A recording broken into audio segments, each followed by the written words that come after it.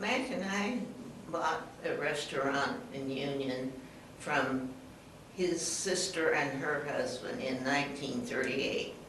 We worked 11 months night prior to that time, but 1938 was when we bought the cafe and went to work in it at 12 hours a day. And we had a nice young couple that worked nights for us. We didn't even have a key for the door. But it was a time of when groceries were real cheap, hard to understand. Your imagination has to take you back a long time for something like that. But for our meals, we served using the old ceramic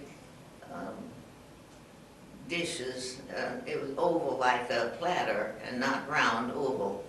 And in the middle would be the serving of meat.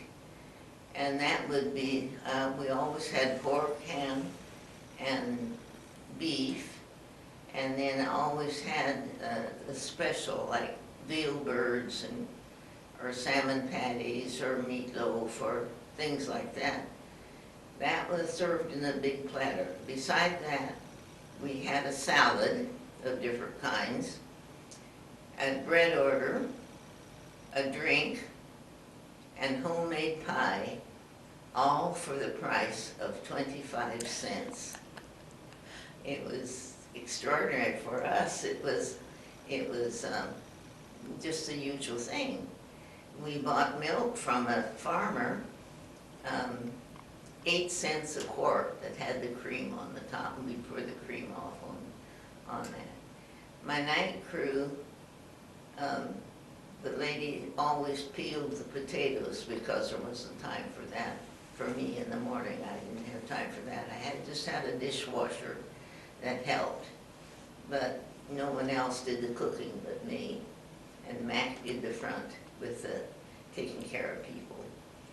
And we served a lot of different kinds of foods. We had steak and potatoes, T-bone steak and potatoes was 25 cents. And that was very popular. Soup was a dime, unless it was oyster stew, and that was a quarter. A cup of coffee was a nickel. An ice cream cone was a nickel. A hamburger was a dime, a quarter pound, and Wonder Bread made us a special bun big enough to cover that. And we kept track one year because we were just about, weren't even a block from the railroad, Missouri Pacific Railroad that went through. And there was a station master there, and there was a work crew that come in every day, every other day from Falls City, and they stopped and did a lot of work on the sidings, and because it was there was also a rail that come in from Lincoln, and they they would do a lot of work there because there were a lot of tracks there that they put the sidings on where some of the trains would come through and just leave the whatever it was for someone else to pick up, and they always picked up because they were counted as a work train, and they would come every day. They'd come from Falls City, and then when they get to Nebraska City, they'd call the station master and say, call Martha and Mac, who were going to be a little late, but to have the biscuits ready when we get there. So I'd have the biscuits ready. And we had all the railroad business, and lots of times they would just run down and run up and get hamburgers and stuff, especially on those ones that were scheduled to go right on through. But if they needed a little lunch, they'd call ahead, and then we'd have the hamburgers ready for them. And talking about the hamburgers then, because there was a big eagle that came in from Omaha every day that went to St. Louis. And then there was a line that come from Union to Lincoln called the Little Eagle. And when they found out we had good hamburgers, they'd run up while they were waiting for the Big Eagle to come so they'd pick up their passengers. They'd come up and order 6 or 8 or however many there was in the party. And it was really interesting. We kept track one year and we served 3,000 pounds of hamburgers in that little restaurant.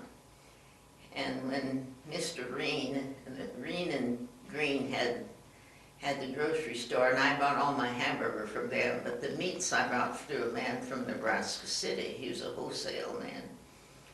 And he reminded me, we had him over for dinner after they had moved to Plattsmouth to the Masonic home, and Mac and I were, it was after Mac had been in the service. And he reminded me of that. He said, yeah, there was a lot of times you sent me back over the street and you said it didn't have enough fat in it or it had too much fat in it. And he said they had to be just right. And I said, well, I guess that's the reason they were so popular, was because of that. And so the coffee, to go back to the cost of things, coffee was 17 cents a pound, and gum was a nickel. I think I mentioned that. And we had an engineer that smoked cigars, and they were just a dime. And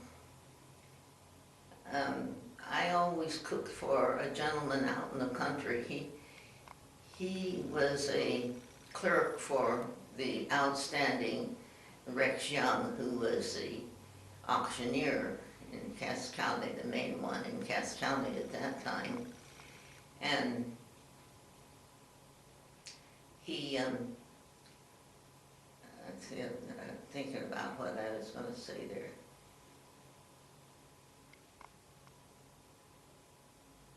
You said you cooked for a man. There was a man that you were cooking for. Was that Rex or was that someone else? That's right. You mentioned that you always cooked for a particular man. Oh yeah, he even though he was a clerk for Rex, his wife never wanted to cook a meal for anybody. So he'd always call me a couple days ahead of time and say he's going to have a certain number of haymakers or people that were shocking their wheat, or in the fall it would be shucking corn or thrashing, and I cooked for his thrashers and all of his crew every year. And I remember when we first took over, and one of the engineers come in one day from the railroad, and he said, all right, this place is sold, who's the cook? And Max said, she's standing over there in the door. And he said, that little girl is the cook. And I was only, 21 or 22 years old, and I dressed my own chickens, and just had to find time for doing all that kind of thing. And let's see what else in foods. Pop was a nickel, and beer was $1. It was 10 cents a bottle. And cigarettes were Marvels were a dime, and Chesterfield was 15 cents a package. Now I don't know. I don't remember Camels at all. I don't know whether they were even produced at that time. I don't know, but I know we handled a lot of Chesterfields. And so Were you open 7 days, Martha? I was working 7 days a week, never had a day off. Even on Christmas and holidays, we'd have Christmas dinner, and then after we got off at 7:30, well then we'd go visit the families and usually have what was left over of the food there.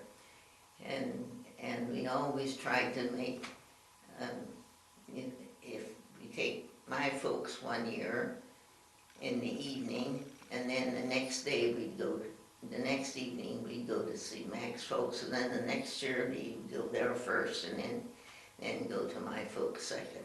So that way we got to see different ones of the family. Of course, they would always be there when we got there because they knew we were going to be there too.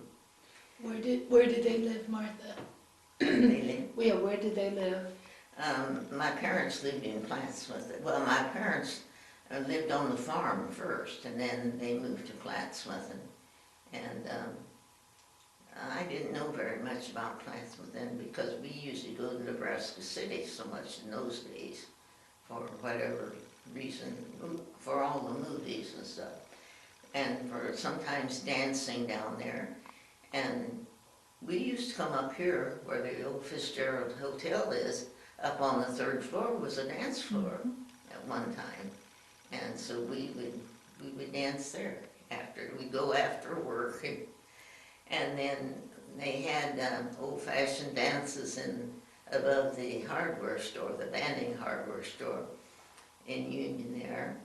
And it was a wonderful big floor, and we square danced, we did chicken scratch, we did all kinds of, we did the shinish, we did all kinds of dancing, and then after that was over with, Mac and I would go down because everybody would flood in wanting chili or soup of some kind, and we'd help the kids until the crowd was gone. So. And you mentioned, Martha, on 75, when we come up, 75 going north toward Plattsmouth, you point out a road where there used to be like a little bar, and you said people dance there too? That people would dance. Had a little bar on the corner, just before you get to Plattsmouth. Knave's Corner. Oh, Knave's Corner she's talking about. Oh, Nave's Corner. Uh-huh. Yes, that used to be a little dance place. Yes. Little place, and it was where it joined the highway from Plattsmouth. Yeah. And we'd have a lot of people that come. They'd be in Plattsmouth maybe for something, to dance or something, and then they'd come by and hamburgers and chili was the best thing that they really liked in the wintertime. And so, and the men that worked on the railroad only got $1 a day, and so they were really particular, about their meals. Some of them, they stayed at the old hotel on the third part was rented out for people to stay in, but they had rooms and an office in the back, and it was $3 a month. Oh. And so, but they worked on the men that worked on the section only got $1 a day. That's all the money that they made. And it doesn't sound like very much, but more than meal is a quarter. It wasn't like spending a great deal of money there. But we really loved doing the work. You make a lot of friends, and it was just something that you just really had to enjoy to do. And So how many years did you do that? 5 years. And then Lowell went in the Army? Then we would have stayed, but they notified Lowell that he was to report the next month for the service. And so he came into Plattsmouth because he told them, he said, I've got a cafe to sell. I can't sell it in 1 month. And he said, I really need more time than that. Well, they gave him an extra 30 days. And so we quickly sold the hotel and sold the eating place, and it's still there. The building is and still the there. building is still there. They run a restaurant in it for, I don't know, when we got out of the service, there was a young man and a lady helping him, but they weren't open at nights like we were. We never had a key for the place, and during the war, we were afraid we were gonna have to close because it was hard to get people to work. All the young men were being taken into the service. And so we had to hire somebody to come and put a new lock on it, and that's, but we never used it. And in